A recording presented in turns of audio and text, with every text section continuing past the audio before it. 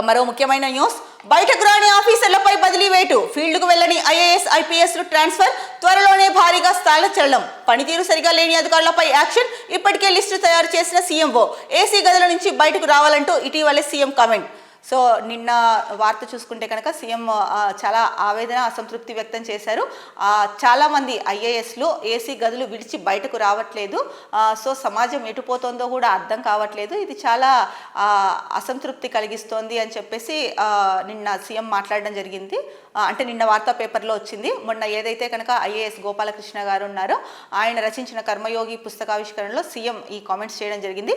ఈ నేపథ్యంలోనే సో ఎవరైతే ఆఫీసర్లు ఫీల్డ్కు వెళ్ళకోకుండా వాళ్ళ క్యాబిన్కే పరిమితం అయిపోయి లేదా వాళ్ళ ఏసీ గదులకే అంటే వాళ్ళ క్యాబిన్లో ఏసీ గదులకే పరిమితమై ఉన్నారో అలాంటి ఆఫీసర్ల పైన అయితే కనుక బదిలీ వేటు వేసే అవకాశం ఉంది, అంటే వాళ్ళని ట్రాన్స్ఫర్ చేసే అవకాశం ఉందని చెప్పేసి ప్రధాన వార్త ఇచ్చారు. ఇప్పటికే దీనికి సంబంధించిన లిస్ట్ని కూడా సీఎంఓ ప్రిపేర్ చేస్తోందనేసి మరో ముఖ్యమైన అంశం ఇచ్చారు.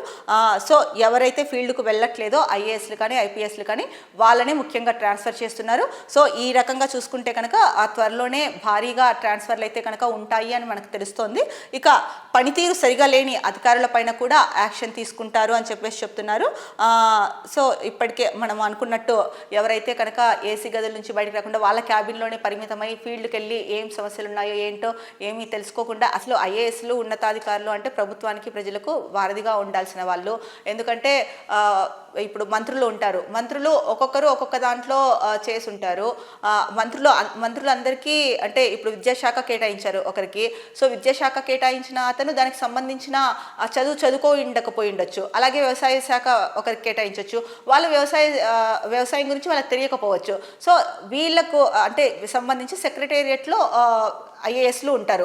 ఐఏఎస్లు ఏంటి వీళ్ళని గైడ్ చేస్తారు.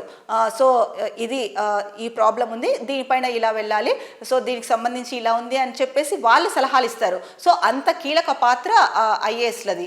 సో అలాంటి ఐఏఎస్లు ఇలాంటి వాటిల్లో అంటే ఫైళ్ళ పెండింగ్ కూడా ఎక్కువగా ఉంటుంది ఐఏఎస్ల దగ్గర. అంటే ఉన్నతాధికారులు కొంతమంది ఉన్నతాధికారులు ఐఏఎస్లు ఎవరైతే ఉన్నారో వాళ్ళ దగ్గర ఫైళ్ళ పెండింగ్స్ కూడా అలాగే ఎక్కువ కాలం పాటు ఉంటున్నాయి కొంతమంది దగ్గర అని కూడా వార్తలు వచ్చాయి. సో ఈ నేపథ్యంలోనే పనితీరు సరిగా లేని వారిపైన ఐఏఎస్ల పైన అయితే కనుక ట్రాన్స్ఫర్స్ అంటే అసంతృప్తిగా ఉన్నారు సీఎం రేవంత్ రెడ్డి. ఈ నేపథ్యంలోనే వాళ్ళని అంటే ట్రాన్స్ఫర్ చేసే ఆలోచనలో ఉన్నారు. లిస్ట్ కూడా రెడీ అయిందన్న వార్తలు అయితే కనుక వస్తున్నాయని లిస్ట్ రెడీ అయిందని చెప్పేసి ఇక్కడైతే వార్త ఇచ్చారు.